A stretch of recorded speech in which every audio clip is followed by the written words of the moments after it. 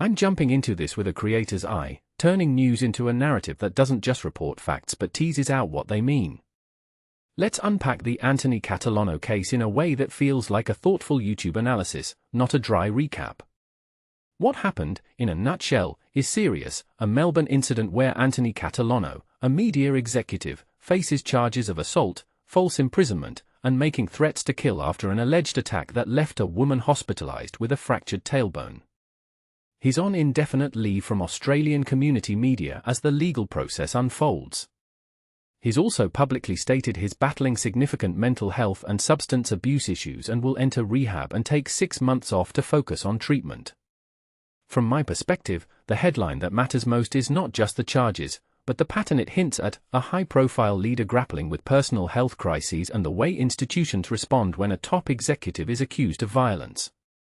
That tension, between accountability and the human dimension of mental health struggles, is what makes this story provocative beyond the courtroom.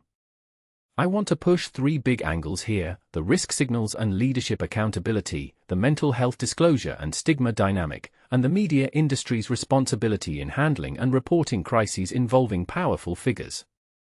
First, leadership accountability in crisis. What stands out is the decision to step back immediately and seek treatment, paired with a public apology. Personally, I think this signals an attempt to balance transparency with preserving the organization's reputation. But the deeper question is, does stepping back and entering rehab address both accountability and public trust, or does it risk becoming a shield behind which turbulence continues? It matters because leadership decisions during and after alleged misconduct shape whether stakeholders perceive genuine contrition or procedural mitigation. If you zoom out, this ties into a broader trend: executives facing personal crises are increasingly expected to demonstrate proactive remediation, not just passively endure legal outcomes. Second, the mental health angle and stigma. Catalano's statement highlights long-standing struggles with mental health and substance use, and signals an intent to pursue treatment. What makes this interesting is the duality at play: acknowledging health issues can humanize a figure and reduce stigma, yet mental health disclosures in the context of alleged violence can also invite skepticism about reliability and risk. From my reading, the key takeaway is that treatment willingness is a positive step for personal recovery, but it does not automatically absolve responsibility or define the boundaries of accountability.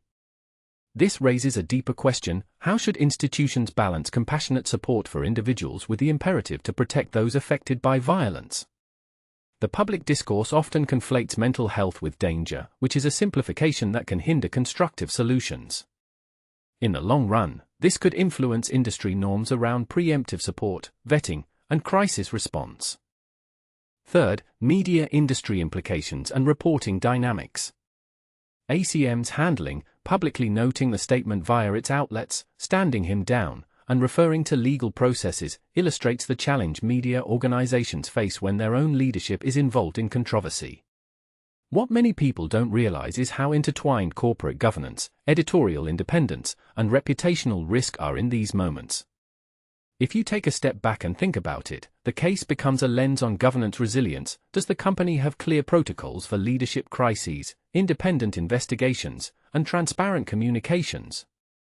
The situation also tests the boundary between reporting and amplification. Outlets must cover the charges while avoiding sensationalism that could inflame victims or bias legal processes.